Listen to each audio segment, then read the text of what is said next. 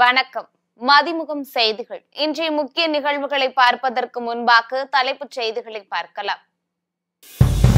ராகுல் காந்தியின் வாக்காளர் உரிமை யாத்திரையில் முதலமைச்சர் மு.க.ஸ்டாலின் பங்கேற்பு. பொதுக்கூட்டத்திலும் முதலமைச்சர் பங்கேற்க உள்ளதாக தகவல். நாடு முழுவதும் விநாயகர் சதுர்த்தி விழா கோலாகலம். பிரதமர் மோடி உள்ளிட்ட அரசியல் தலைவர்கள் வாழ்த்து. இந்திய பொருட்களுக்கு கூடுதலாக 25% வரி விதிப்பு இன்று முதல் அமல். தமிழ்நாடு உள்ளிட்ட மாநிலங்களுக்கு பெரும் பாதிப்பு. ஜம்மு காஷ்மீரில் மேகவெடிப்பு காரணமாக பெய்த கனமழை. நிலச்சரிவில் சிக்கி 30 பேர் உயிரிழப்பு. கோவை மற்றும் நீலகிரியில் 2 நாட்கள் கனமழைக்கு வாய்ப்பு. வானிலை ஆய்வு மையம் எச்சரிக்கை. பீகார் மாநிலத்தில் தர்பங்காவில் ராகுல் காந்தியின் வாக்காளர் உரிமை யாத்திரையில் முதலமைச்சர் மு.க.ஸ்டாலின் பங்கேற்றுள்ளார். வாக்கு திருட்டு புகார் மற்றும் பீகார் வாக்காளர் பட்டியல் சிறப்பு திருத்த விவகாரம் தொடர்பாக மக்களவை எதிர்க்கட்சித் தலைவர் ராகுல் காந்தி பீகாரில் பேரணி மேற்கொண்டு வருகிறார். பீகாரில் வாக்காளர் பட்டியல் சிறப்பு திருத்தத்திற்கு எதிர்ப்பு தெரிவித்தும் வாக்கு திருட்டுக்கு எதிரான போராட்டத்தை மக்கள் இயக்கமாக மாற்றவும் கடந்த ஆகஸ்ட் 17ஆம் தேதி ராகுல் காந்தி வாக்காளர் அதிகார யாத்திரையை மேற்கொண்டார். பீகாரின் பல்வேறு மாவட்டங்களுக்கு சென்ற ராகுல் காந்தியும் ராஷ்டிரிய ஜனதா கட்சி தலைவர் தேஜஸ்வி யாதவும் பலதரப்பட்ட மக்களை சந்தித்து ஆதரவை திரட்டி வருகின்றனர்.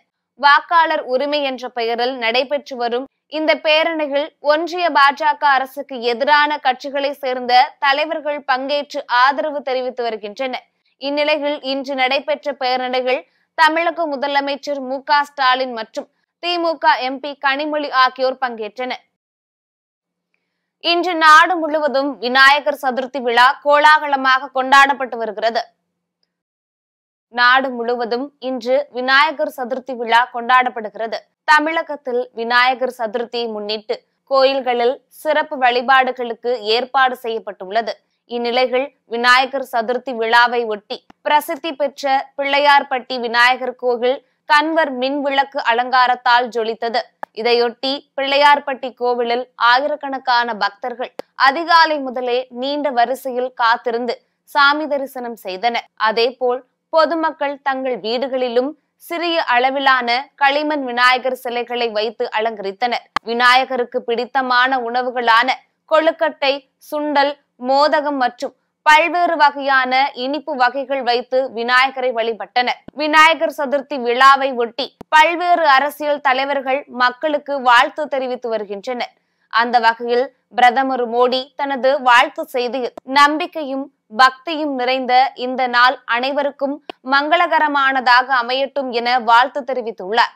அதேபோல் தமிழக வெற்றி கழக தலைவர் விஜய் தனது எக்ஸ் தள பக்கத்தில் விநாயகர் சதுர்த்தியை கொண்டாடும் அனைவருக்கும் நல்வாழ்த்துக்கள் என பதிவிட்டுள்ளார். இந்திய பொருட்களுக்கு கூடுதலாக 25% வரி விதிப்பு இன்று முதல் அமலுக்கு வருவதாக அமெரிக்கா அறிவித்துள்ளது. ரஷ்யாவிடம் எண்ணெய் வாங்கி உக்ரைன் போரை ஊக்குவிப்பதாக குற்றம் சாட்டி ஆகஸ்ட் 6 அன்று இந்திய பொருட்கள் மீது அபராதமாக 25% வரியை அமெரிக்க அதிபர் ட்ரம்ப் விதித்திருந்தார். இந்நிலையில் ட்ரம்ப் ஏற்கனவே அறிவித்தபடி இந்தியாவிலிருந்து அமெரிக்காவுக்கு இறக்குமதி செய்யப்படும் பொருட்களுக்கு கூடுதலாக 25% வரி விதிப்பதாக அமெரிக்கா அதிகாரப்பூர்வ அறிவிப்பை வெளியிட்டுள்ளது. இதனால் ஏற்கனவே உள்ள 25% வரியுடன் சேர்த்து இந்திய பொருட்களுக்கு விதிக்கப்படும் மொத்த வரி 50% உயர்ந்துள்ளது. அமெரிக்க சுங்க மற்றும் எல்லை பாதுகாப்பு துறை மூலமாக இந்த அறிவிப்பை வெளியிட்டுள்ளது. இந்த புதிய வரி விதிப்பு இன்று அதிகாலை 12:01 மணி முதல் அமலுக்கு வந்துள்ளதாக அந்த அறிவிப்பில் தெரிவிக்கப்பட்டுள்ளது. அமெரிக்காவின் இந்த நடவடிக்கை ரத்தினம், நகைகள், ஜவுளி, ஆடைகள், இறால் போன்ற இந்தியாவின் முக்கிய ஏற்றுமதி துறைகளை கடுமையாக பாதிக்கும் என ரிசர்வ் வங்கி ஆளுநர் சஞ்சய் மல்ஹோத்ரா தெரிவித்துள்ளார். ஜம்மு காஷ்மீரில் கனமழை காரணமாக ஏற்பட்ட நிலச்சரிவில் சிக்கி 30 பேர் உயிரிழந்தனர். ஜம்மு காஷ்மீரில் தொடர்ந்து பெய்து வரும் கனமழையால் பல இடங்களில் நிலச்சரிவுகள் ஏற்பட்டுள்ளன. இந்த நிலச்சரிவில் சிக்கி இதுவரை 30 பேர் உயிரிழந்துள்ளனர். மேலும் 23 பேர் காயமடைந்துள்ளதாகவும் தகவல் தெரிவிக்கின்றன. கனமழையால் நிலச்சரிவு ஏற்பட்டதை அடுத்து தேசிய பேரிடர் மீட்பு படையினர் மற்றும் உள்ளூர் மீட்பு படையினர் உடனடியாக சம்பவ இடத்திற்கு விரைந்து மீட்பு பணிகளை தொடங்கினர். இடிபாடுகளில் சிக்கியவர்களை மீட்கும் பணி முழு வீச்சில் நடைபெற்று வருகிறது. காயமடைந்தவர்கள் மீட்கப்பட்டு அருகிலுள்ள மருத்துவமனையில் சேர்க்கப்பட்டுள்ளனர். சிலரது நிலைமை கவலைக்கிடமாக இருப்பதால் பலி எண்ணிக்கை அதிகரிக்கக்கூடும் என அஞ்சப்படுகிறது. அப்பகுதியில் உள்ள சாலைகள் பலவும் துண்டிக்கப்பட்டுள்ளதால் மீட்பு பணிகள் தாமதம் ஏற்பட்டுள்ளது. ஜம்மு காஷ்மீர் அரசு பாதிக்கப்பட்ட குடும்பங்களுக்கு தேவையான உதவிகளை உடனடியாக வழங்க உத்தரவிட்டுள்ளது. மேலும் கனமழை காரணமாக மக்கள் வீடுகளை விட்டு வெளியே வர வேண்டாம் எனவும் பாதுகாப்பான இடங்களில் இருக்குமாறும் அறிவுறுத்தப்பட்டுள்ளன.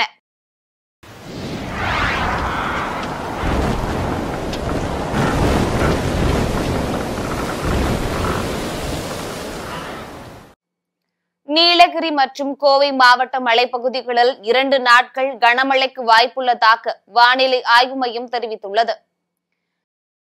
இது தொடர்பாக வானிலை மையம் வெளியிட்டுள்ள அறிக்கைகள், தமிழகத்தில் ஓரிரு இடங்களிலும் புதுச்சேரி மற்றும் காரைக்கால் பகுதிகளிலும் இடி மின்னலுடன் கூடிய மிதமான மழை பெய்யக்கூடும் என்றும், ஓரிரு இடங்களில் பலத்த சூறைக்காற்று மணிக்கு 40 முதல் 50 கிலோமீட்டர் வேகத்தில் வீசக்கூடும் என்றும் தெரிவித்துள்ளது. மேலும் நீலகிரி மற்றும் கோயம்புத்தூர் மாவட்டத்தின் மலைப்பகுதிகளில் ஓரிரு இடங்களில் ஆகஸ்ட் 27, 28 ஆகிய தேதிகளில் கனமழை பெய்ய வாய்ப்புள்ளது என்றும் வானிலை மையம் தெரிவித்துள்ளது. அதேபோல் சென்னை மற்றும் புறநகர் பகுதிகளில் மிதமான மழை பெய்யக்கூடும் எனவும், அதிகபட்ச வெப்பநிலையாக 35 முதல் 36 டிகிரி செல்சியஸை ஒட்டியும், குறைந்தபட்ச வெப்பநிலையாக 27 டிகிரி செல்சியஸை ஒட்டியும் இருக்கக்கூடும் எனவும் வானிலை மையம் குறிப்பிட்டுள்ளது. தென் தமிழக கடலோர பகுதிகள், மன்னார் வளைகுடா மற்றும் குமரி கடல் பகுதிகள், ஆந்திரா, ஒடிசா, மேற்கு வங்காள கடலோர பகுதிகள், வடக்கு மற்றும் மத்திய வங்கக்கடல் பகுதிகள், தென்மேற்கு மற்றும் அதனை ஒட்டிய தென்கிழக்கு வங்கக்கடல் பகுதிகளில் சூறாவளி காற்று மணிக்கு 40 முதல் 50 கிலோமீட்டர் வேகத்தில் வீசக்கூடும் என்பதால் இப்பகுதிகளுக்கு மீனவர்கள் செல்ல வேண்டாம் என்று வானிலை மையம் அறிவுறுத்தியுள்ளது. விநாயகர் சதுர்த்தி மற்றும் வார இறுதி நாட்களை முன்னிட்டு சிறப்பு பேருந்துகள் இயக்கப்பட உள்ளதாக தமிழ்நாடு அரசு விரைவு போக்குவரத்து கழகம் அறிவித்துள்ளது. விநாயகர் சதுர்த்தி முன்னிட்டு ஆகஸ்ட் 26 முதல் 31ஆம் தேதி வரை சென்னையிலிருந்தும் மற்றும் பிற இடங்களிலிருந்தும் கூடுதலான பயணிகள் தமிழகம் முழுவதும் பயணம் மேற்கொள்வார்கள் என எதிர்பார்க்கப்படுகிறது. இதனை கருத்தில் கொண்டு தமிழ்நாடு அரசு போக்குவரத்து கழகங்கள் தினசரி இயக்கப்படும் பேருந்துகளுடன் கூடுதலாக சிறப்பு பேருந்துகளை இயக்க திட்டமிடப்பட்டுள்ளது. இது தொடர்பாக அரசு விரைவு போக்குவரத்து கழகம் வெளியிட்டுள்ள அறிக்கைகள், சென்னை கிளாம்பாக்கத்திலிருந்து திருவண்ணாமலை, திருச்சி, கும்பகோணம், மதுரை, திருநெல்வேலி, நாகர்கோவில், கன்னியாகுமரி, தூத்துக்குடி, கோயம்புத்தூர், சேலம், ஈரோடு, திருப்பூர் ஆகிய இடங்களுக்கு ஆகஸ்ட் 26ஆம் தேதி அன்று 675 பேருந்துகளும், 28ஆம் தேதி 610 பேருந்துகளும் மற்றும் 31ஆம் தேதி அன்று கிளாம்பாக்கத்திலிருந்து பல்வேறு ஊர்களுக்கு 875 பேருந்துகளும் இயக்க திட்டமிடப்பட்டுள்ளது. அதேபோல் பெங்களூரு, திருப்பூர், ஈரோடு மற்றும் கோயம்புத்தூர் ஆகிய இடங்களில் இருந்தும் பல்வேறு இடங்களுக்கும் 350 சிறப்பு பேருந்துகளும் இயக்க திட்டமிடப்பட்டுள்ளது. இந்த எண்ணிக்கை மேலும் அதிகரிக்க வாய்ப்பு உள்ளதால் தொலைதூர பயணம் மேற்கொள்ள இருக்கும் பயணிகள் கூட்ட நெரிசலை தவிர்க்கும் பொருட்டு தங்களது பயணத்திற்கு www.dnstc.in என்ற இணையதளத்தில் மற்றும் மொபைல் ஆப் மூலம் முன்பதிவு செய்து பயணிக்குமாறு அறிவுறுத்தப்பட்டுள்ளன. திருப்பத்தூர் மாவட்டம் ஆம்பூர் அருகே காதல் மனைவியை கற்பழித்து கொலை செய்த ஆட்டோ ஓட்டுநருக்கு 34 ஆண்டு சிறை தண்டனை விதித்து நீதிமன்றம் உத்தரவிட்டுள்ளது. ஆம்பூர் அடுத்த மின்னூர் பகுதியை சேர்ந்த சோனியா கல்லூரியில் படித்து வந்த நிலையில் அதே பகுதியை சேர்ந்த சக்திவேலை காதலித்து இருவரும் 2014ஆம் ஆண்டு ரகசிய திருமணம் செய்து கொண்டதாக கூறப்படுகிறது. இந்நிலையில் சோனியாவை தனிமையில் அழைத்து சென்ற சக்திவேல் பாலியல் வன்கொடுமை செய்ததாக கூறப்படும் நிலையில் இது குறித்து குடும்பத்தாரிடம் கூறிவிடுவேன் என்று கூறியதால் ஆத்திரமடைந்த சக்திவேல் சோனியாவை கட்டையால் தாக்கியதில் மயங்கி விழுந்தார். பின்னர் சோனியா மருத்துவமனையில் அனுமதிக்கப்பட்ட நிலையில் சிகிச்சை பலனின்றி அவர் உயிரிழந்தார். பின்னர் பிரேத பரிசோதனை அறிக்கை மூலம் இதனை கொலை வழக்காக மாற்றப்பட்டது. இந்த வழக்கு திருப்பத்தூர் மாவட்ட நீதிமன்றத்தில் நடைபெற்று வந்த நிலையில் குற்றவாளியான சக்திவேலுக்கு 34 ஆண்டுகள் சிறையும் 35,000 ரூபாய் அபராதமும் விதித்து தீர்ப்பளித்துள்ளது. மேலும் சோனியாவின் குடும்பத்திற்கு ரூபாய் 2 லட்சம் நிதி உதவி வழங்கவும் தமிழக அரசுக்கு நீதிபதி மீனா குமாரி பரிந்துரை செய்தார். சென்னையில் 22 கேரட் ஆபரண தங்கத்தின் விலை சவரனுக்கு 280 ரூபாய் உயர்ந்து 75,120 ரூபாய்க்கு விற்பனை செய்யப்படுகிறது. தங்கம் விலை தொடர்ந்து ஏற்ற இறக்கத்தை சந்தித்து வருகிறது. இந்நிலையில் இன்று தங்கம் விலை சவரனுக்கு 280 ரூபாய் உயர்ந்து மீண்டும் 75,000 எட்டியது. அதன்படி சென்னையில் 22 கேரட் ஆபரண தங்கத்தின் விலை கிராமிற்கு 35 ரூபாய் உயர்ந்து 9,390 ரூபாய்க்கு விற்பனை செய்யப்படுகிறது. மேலும் சவரனுக்கு 280 ரூபாய் உயர்ந்து 75,120 ரூபாய்க்கும் விற்பனையாகிறது. மேலும் வெள்ளியின் விலையில் எவ்வித மாற்றமும் இன்றி 1 கிராம் வெள்ளி 130 ரூபாய்க்கும் 1 கிலோ வெள்ளி 1,30,000 ரூபாய்க்கும் விற்பனை செய்யப்படுகிறது. இந்தியாவின் மீது அமெரிக்கா விதித்த 50% வரி காரணமாக திருப்பூர் பின்னலாடை தொழில்துறையினர் கடும் சிக்கலுக்கு ஆளாவதாக குற்றச்சாட்டு எழுந்துள்ளது. இந்தியாவின் பின்னலாடை ஏற்றுமதியில் 68% தமிழ்நாட்டின் திருப்பூர் மாநகரில் இருந்தே நடக்கிறது. இந்த ஏற்றுமதியில் கிட்டத்தட்ட 30% அளவுக்கான பின்னலாடைகள் திருப்பூரில் இருந்து அமெரிக்காவுக்கு ஏற்றுமதி செய்யப்பட்டு வருகின்றன. அமெரிக்கா ஏற்றுமதியை நம்பி சில 100 பெரிய பின்னலாடை நிறுவனங்களும் லட்சக்கணக்கான தொழிலாளர்களும் இருக்கும் சூழலில் அமெரிக்கா விதித்த 50% வரியானது திருப்பூர் பின்னலாடை தொழிலை ஸ்தம்பிக்க செய்துள்ளது. இதனால் இந்திய பின்னலாடை துணிகளை இறக்குமதி செய்யாமல் நிறுத்தி வைத்துள்ளனர். திருப்பூர் பின்னலாடை நிறுவனங்களில் இதன் மூலம் தினசரி 500 கோடி ரூபாய் முதல் 700 கோடி ரூபாய் உடனடி இழப்பு ஏற்படும் அபாயம் ஏற்பட்டுள்ளது. இது குறித்து செய்தியாளர்களிடம் பேசிய திருப்பூர் ஏற்றுமதியாளர் மற்றும் உற்பத்தியாளர் சங்க தலைவர் முத்துரத்தினம், திருப்பூர் பின்னலாடை துறையில் 10 லட்சம் தொழிலாளர்கள் வாழ்வாதாரத்தை முன்வைத்து நேரடியாக பாரத பிரதமர் மோடியை முதலமைச்சர் மு.க. ஸ்டாலின் நேரில் சந்தித்து இதற்கு தீர்வு காண வேண்டும் என வலியுறுத்தினார். திருப்பூர் அப்படிங்கிறது பின்னலாடை தொழில் பெரிய அளவு பாதிச்சிருக்கு. ஏன்னா அப்படின்னா 35% to 40% நம்ம அமெரிக்காவுக்கு ஆர்டர் பண்ணிட்டு இருக்கோம். இப்போ திருப்பூர் பாத்தீங்கன்னா 35,000 கோடி ஏற்றுமதியிலிருந்து இன்னைக்கு ஒரு 42,000 கோடி 45,000 கோடி நம்ம அதிகமாயிருக்கு. ஒரு வளர்ச்சி பாதையில போயிட்டு இருக்கிற இந்த சூழல்ல இப்போ அமெரிக்கா வரி விதிப்பு திட்டமிட்டு இந்தியாவை குறி வச்சு வர்த்தகத்தை முடக்குவதற்காக அமெரிக்க அதிபர் அறிவிச்சிருக்காங்க. அமெரிக்கால வாழும் மக்களுக்கு தான் ஃபர்ஸ்ட் பாதிப்பு இருக்கு. அதிகமான விலை உயர்வு, அதாவது $1 நீ $2 கொடுத்து வாங்குற மாதிரி சூழல் இருக்கு. இப்போ நீ பார்க்கும்போது அமெரிக்கால அங்கங்க மக்கள்கிட்ட பெரிய போராட்டங்கள் இன்னைக்கு உருவாயிட்டு இருக்கு. 2 நாளா பார்க்கும்போது அமெரிக்கா பொதுமக்கள்கிட்ட பெரிய போராட்டங்கள் உருவாயிட்டு இருக்கு. எப்படி ஸ்ரீலங்கால ஒரு பெரிய ஒரு போராட்டம் வந்ததோ அதே போல அமெரிக்கால வரக்கூடிய வாய்ப்பு உருவாயிடுச்சு. தமிழ்நாட்டின் பல்வேறு பகுதிகளில் விநாயகர் சதுர்த்தி விழா வெகு விமர்சையாக கொண்டாடப்பட்டு வருகிறது. ராணிப்பேட்டை மாவட்டம் சோளிங்கர் திருக்குளம் பகுதியில் அமைந்துள்ள பழமை வாய்ந்த ஸ்ரீ கமல விநாயகர் திருக்கோவிலில் கமல விநாயகருக்கு பல்வேறு வகையான திரவியங்கள் கொண்டு சிறப்பு அபிஷேகம் செய்து வெள்ளி கவசம் அணிவிக்கப்பட்டது.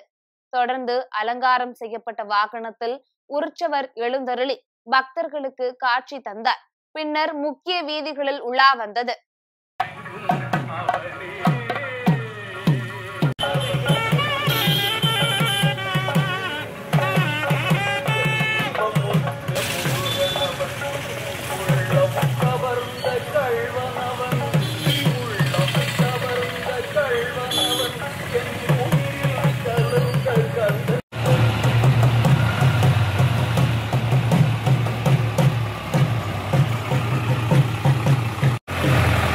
அதேபோல் திருப்பூர் மாநகரில் உள்ள அனைத்து விநாயகர் கோயில்களில் மூலவருக்கு பால், தயிர், இளநீர், பஞ்சாமிர்தம் உள்ளிட்ட வாசனை திரவியங்களை கொண்டு சிறப்பு பூஜைகள் நடைபெற்றது. அதேபோல் திருப்பூர் மாவட்டத்தில் சுமார் 1000க்கும் அதிகமான இடங்களில் 2 அடி முதல் 12 அடி வரை விநாயகர் சிலைகள் வைக்கப்பட்டுள்ளன. குறிப்பாக இந்த ஆண்டு வன விநாயகர், புல்லட் விநாயகர், குபேர விநாயகர், லட்சுமி விநாயகர் என பல்வேறு வகையான விநாயகர் சிலைகளை வைத்துள்ளன. அதிகாலை முதல் நடைபெற்ற கணபதி ஹோமத்தில் குழந்தைகள் முதல் பெரியவர்கள் வரை ஏராளமானோர் கலந்து கொண்டனர்.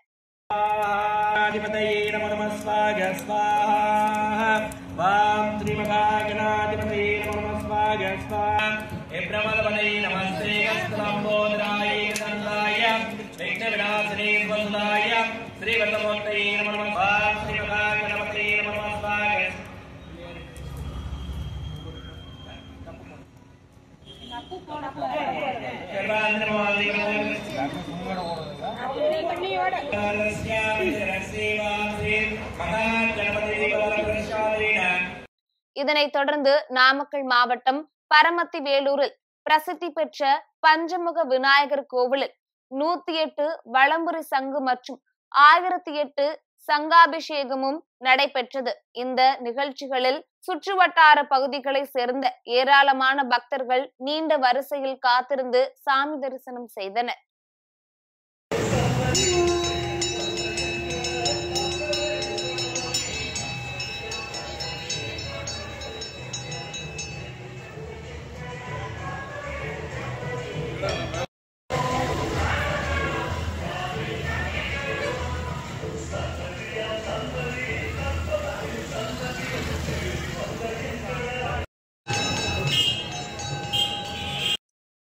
புதுக்கோட்டையில் முதலமைச்சர் கோப்பைக்கான விளையாட்டு போட்டிகளை அமைச்சர்கள் ரகுபதி மற்றும் மெய்யநாதன் துவக்கி வைத்தனர். புதுக்கோட்டை மாவட்டத்தில் கலைஞர் கலைக்கல்லூரி விளையாட்டு மைதானத்தில் முதலமைச்சர் கோப்பைக்கான மாவட்ட அளவிலான விளையாட்டு போட்டி நடைபெற்றது. இதனை கனிம வளத்துறை அமைச்சர் ரகுபதி மற்றும் பிற்படுத்தப்பட்டோர் நலத்துறை அமைச்சர் மெய்யநாதன் ஆகியோர் துவக்கி வைத்தனர். இந்நிகழ்ச்சியில் சட்டமன்ற உறுப்பினர் முத்துராஜா, மாநகராட்சி மேயர் திலகவதி சந்தல், மாவட்ட ஆட்சியர் அருணா உள்ளிட்டோர் பங்கேற்றனர். பின்னர் விளையாட்டு வீரர்களுடன் விளையாடி மகிழ்ந்தனர். இதில் தமிழ்நாடு முழுவதும் உள்ள மாவட்ட பள்ளி சார்ந்த விளையாட்டு மாணவ மாணவியர்கள் கலந்து கொண்டனர். விருதுநகர் மாவட்டம் ஸ்ரீவில்லிபுத்தூர் அருகே கல்லூரி மாணவர்களுக்கு கஞ்சா விற்பனை செய்த 4 பேர் பிடிபட்டனர். ஸ்ரீவில்லிபுத்தூர் அருகே காவல்துறையினர் வழக்கமான ரோந்து பணியில் ஈடுபட்டனர். அப்போது மதுரை கொல்லம் தேசிய நெடுஞ்சாலையில் குன்னூர் விளக்கு பகுதியில் இருசக்கர வாகனங்களில் வந்த 6 பேரை நிறுத்தி சோதனை செய்த போது அவர்களிடம் 550 கிராம் கஞ்சா வைத்திருந்தது தெரிய வந்தது. மேலும் இதனை கல்லூரி மாணவர்களிடம் விற்பனை செய்ய வைத்திருப்பதாக கண்டறியப்பட்டதை தொடர்ந்து சுரேஷ்லிங்கம், மாரியப்பன், அர்ஜுன் ராஜன், ஹரிஹரன் ஆகிய 4 பேரையும் போலீசார் கைது செய்தனர். மேலும் அவர்களிடம் இருந்த 3 பட்டா கத்திகள், 550 கிராம் கஞ்சா உள்ளிட்டவை பறிமுதல் செய்து விசாரணை மேற்கொண்டுள்ளனர். மேலும் தப்பி ஓடிய கார்த்திக், காளிமுத்து ஆகிய இருவரை போலீசார் தீவிரமாக தேடி வருகின்றனர். விருதுநகர் மாவட்டம் இருக்கன்குடி மாரியம்மன் கோவிலில் உண்டியல் காணிக்கை என்னும் பணி நடைபெற்றது. சாத்தூர் அருகே உள்ள இருக்கன்குடியில் பிரசித்தி பெற்ற மாரியம்மன் கோவிலில் உள்ள உண்டியல் காணிக்கை என்னும் பணி நடைபெற்றது. சாத்தூர் கோவில் ஆணையாளர் மற்றும் செயல் அலுவலர் இளங்கோவன், கோவில் அறங்காவலர் ராமமூர்த்தி ஆகியோர் முன்னிலையில் உண்டியல் திறக்கப்பட்டு பொருட்கள் மற்றும் பணம் எண்ணப்பட்டன. கோவிலில் மண்டபத்தில் வைத்து எண்ணப்பட்ட இந்த காணிக்கையில் 70,14,926 ரூபாய் பணம் பக்தர்களின் காணிக்கையாக கிடைத்தது. இதில் தங்கம் 164.800 மில்லி கிராமும், வெள்ளி 845.400 மில்லி கிராமும் கிடைத்துள்ளதாக கோவில் நிர்வாகம் தெரிவித்துள்ளது. வியட்நாமில் வீசிய கஜுகி சூறாவளியில் சிக்கி 3 பேர் உயிரிழந்தனர். தென்கிழக்கு ஆசிய நாடுகளில் கடந்த 2 தினங்களாக கனமழை பெய்து வருகிறது. இந்நிலையில் வியட்நாம் நாட்டில் கஜுகி என பெயரிடப்பட்ட வெப்பமண்டல புயல் தாக்கியது. மணிக்கு 117 கிலோமீட்டர் வேகத்தில் காற்று வீசியதால் பல இடங்களில் மரங்கள் முறிந்து விழுந்தன. தலைநகர் ஹனோய் உட்பட பல முக்கிய நகரங்கள் வெள்ளக்காடாகின.